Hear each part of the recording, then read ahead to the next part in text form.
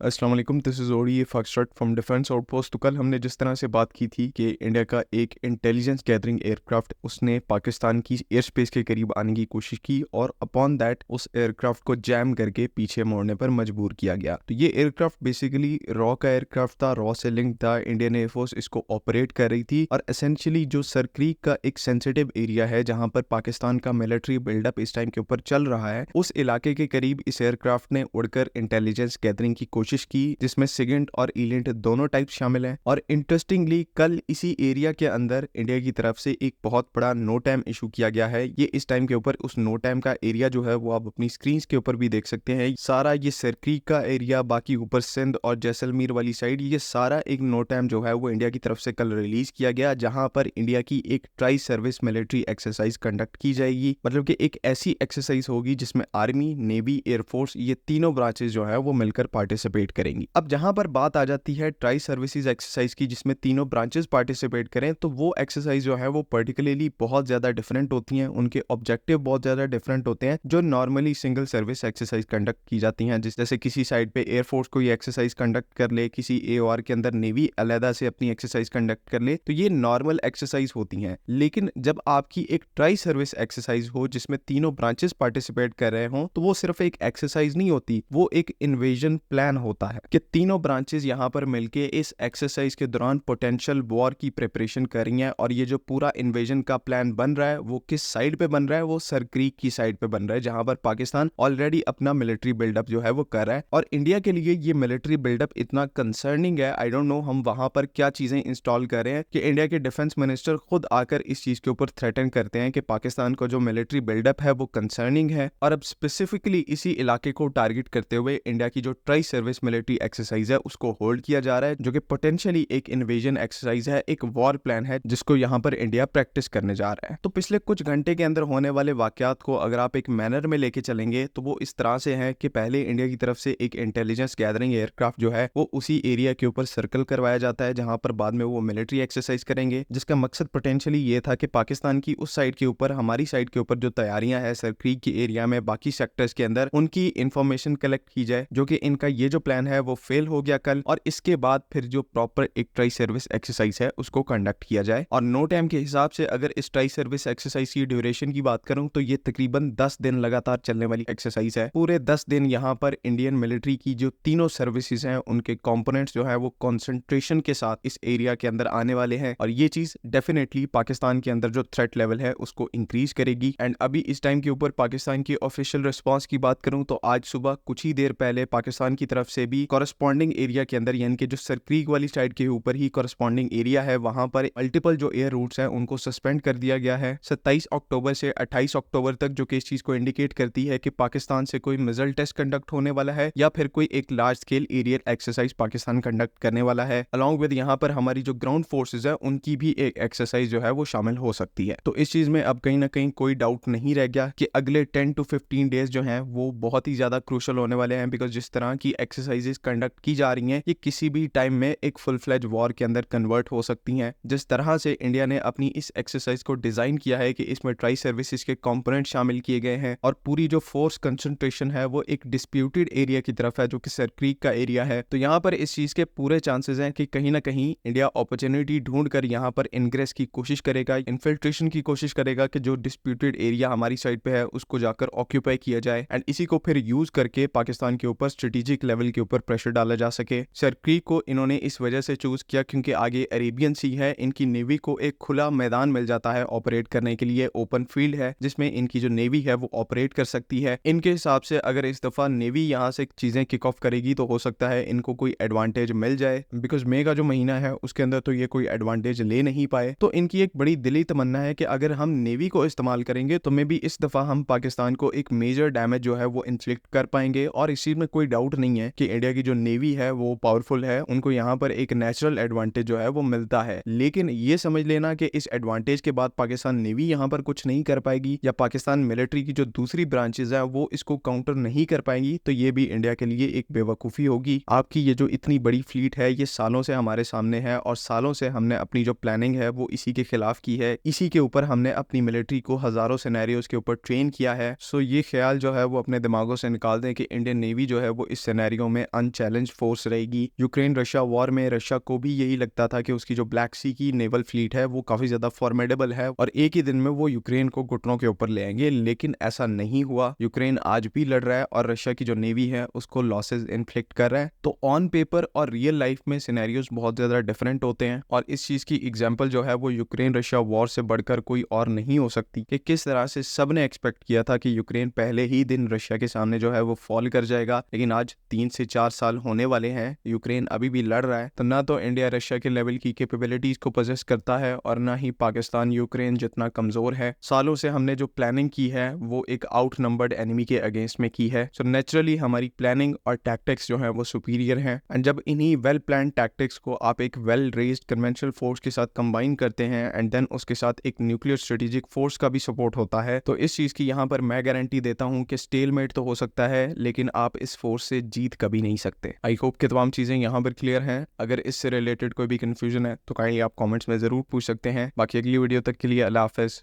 पाकिस्तान जिंदाबाद।